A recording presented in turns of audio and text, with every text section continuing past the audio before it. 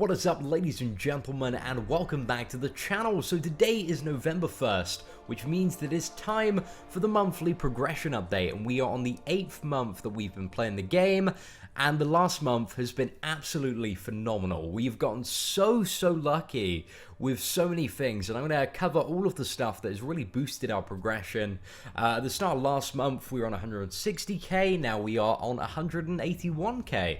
So maybe by the start of next month, if we also get a little bit lucky again and keep moving forward, we should be able to hit 200k, so that'll be pretty good for 9 months. So I'm hopefully looking forward to achieving that goal. But anyway, let's talk about some of the really good things that have happened to my roster in the last month or so. So the first one, the highlight, well, there are many highlights, but one of the big ones was getting the Scarlet Witch up to 550, getting the final Mystic Catalyst, and upgrading that champion. Since then, that champion has been amazing. We managed to do a Realm of Legends speed run in just over 39 minutes, which was pretty insane, and that was a crazy live stream. Really enjoyed that.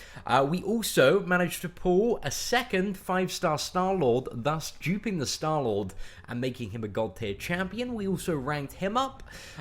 We had an amazing Ghost Rider Crystal opening where we pulled a 4-star Ghost Rider, a 4-star Phoenix as well, who is towards the bottom of the roster. We duped Guillotine again, we duped Doctor Strange again, and we also duped Black Panther for the first time.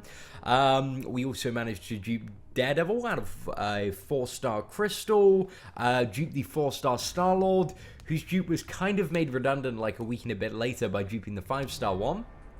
But you certainly can't complain about that. Still a helpful champion to have around. I think we duped the, was it the Rocket Raccoon? And also, yep, it was the Rocket Raccoon, and also managed to pull a Civil War Black Panther, which is pretty crazy. This month as well, guys, it was a great month. We didn't get any Spider-Gwen dupes, any more of those. So good. And we didn't dupe our Luke Cage still. So, you know, to me, that is a huge victory of the month.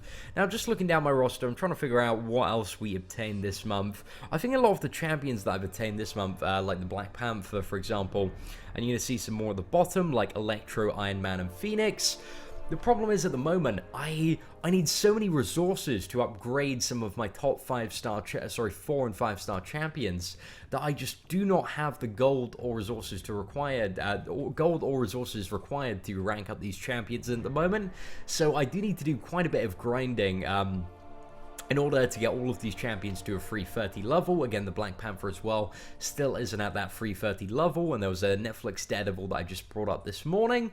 So yeah, lots of grinding. One of the things that really is, you know, looking at hindsight in the game, I used a lot of resources early on ranking up 3-star champions. Like, if you have a look at some of my 3-star champions, I just have so many of them maxed out. Like, it's a really large amount, and a lot of them don't really need to be maxed out, and it does take a lot of resources to fully max them out. So I talked about this in my best 3-star characters to max video, but just in hindsight, if I could go back and be like, oh dude, save these resources, I probably would, because, you know, I do have to do a lot of grinding now. However, it's all part of the game, guys. Another thing that I'm having a really big drought on, because if you go like back 2 or 3 months on my channel, I had a period where I always had like 12 tier 4 basic class catalysts, and I just had no champions that I really wanted to use them on. So I was quite willy-nilly with my upgrades.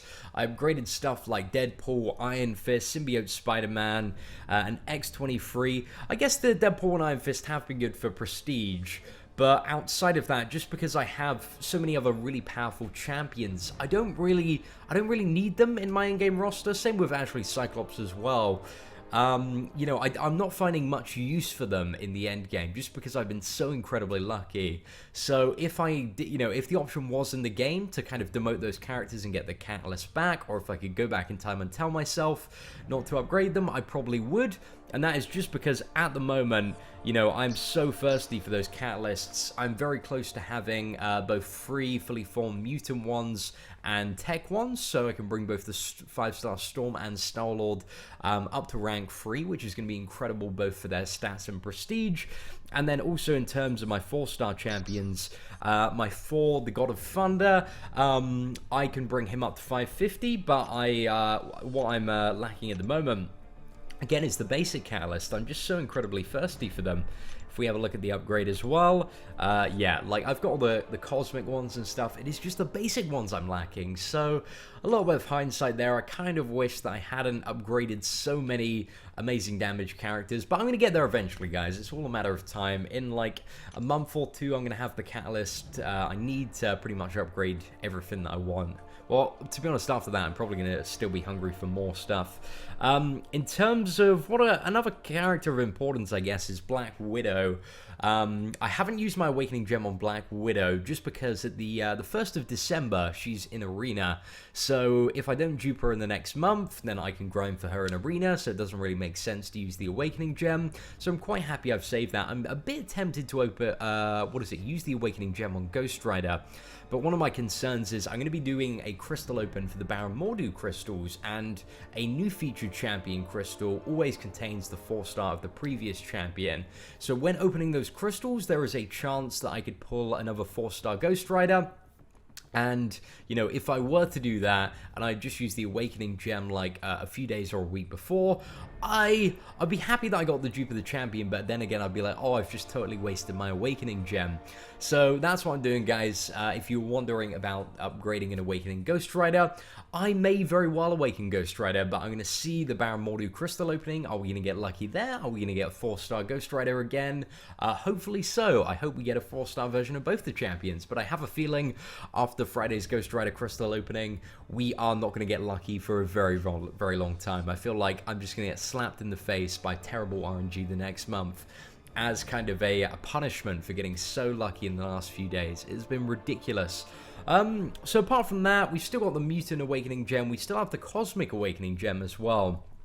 I'm debating Awakening Phoenix for the Prestige now that, she's not going to be able to get from a 4-star champion, 4-star hero crystal for a few months.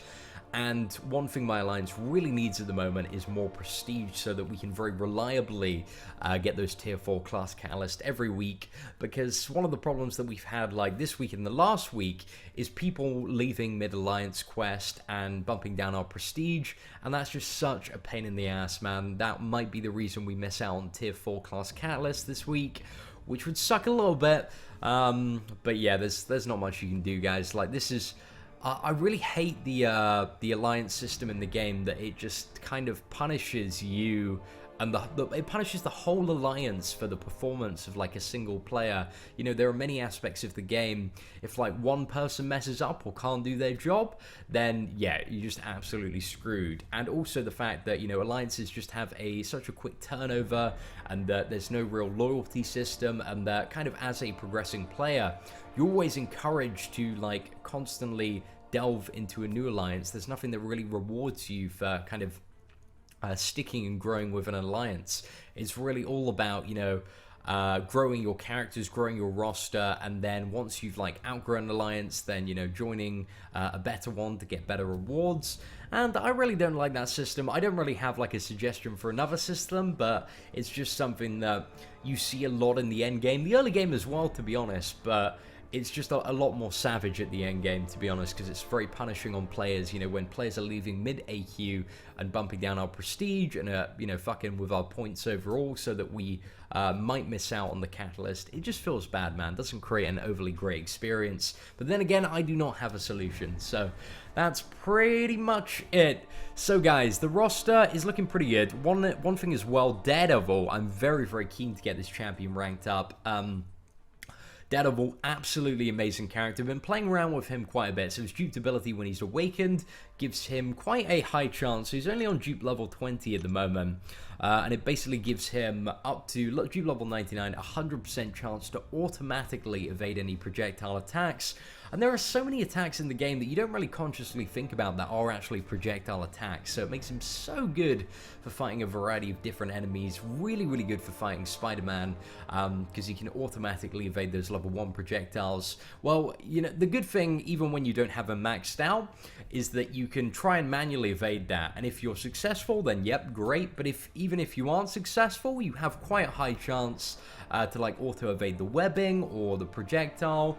So it's pretty good. Overall, I'm really, really liking Daredevil. Gonna get him up to 440, and I'm pretty confident that after I upgrade my Black Widow, after I awaken my Black Widow and then upgrade her probably all the way to rank 5, because we are very close as well to getting free tier 4 skill catalysts. So I'm going to take her all the way up and get her to as close, hopefully, to GB level 99 as possible. So after we've accomplished that, I think the second skill champion that I'm going to be taking up is Daredevil, because he's just such a beast, man. Great damage, he's got a stun, really good perfect block. Just seems yeah, solid champion overall. I mean, Crossbones is also an option, but Crossbones he's a really good champion, but in my opinion, comparatively, he's just a slightly less reliable version of Black Widow. They do kind of like similar stuff, so I think like Daredevil having a champion that can automatically evade projectiles when it comes to like new content in map 5 is going to be like a really useful tool for dealing with certain encounters, and also he's quite good in general for Alliance War, so I quite like that. But I'm probably also going to be using my 5-star Star-Lord in Alliance War. Going to be an incredible boss killer if we can keep those combos up. But overall, guys, the progression is going absolutely fantastically. 181k rating in 8 months. I think that is pretty good. But the question is, guys, can we hit 200,000 in 9 months? That's the big goal that we're setting. Anyway, guys, I hope you enjoyed this video. Thank you all so much for watching. If you liked the video, guys, feel free to leave a like. If you are new to the channel and would like to see more awesome Marvel Contest of Champions content, feel free to hit that subscribe button down below. Apart from that, guys, take care, and I hope that you have an absolutely fantastic day.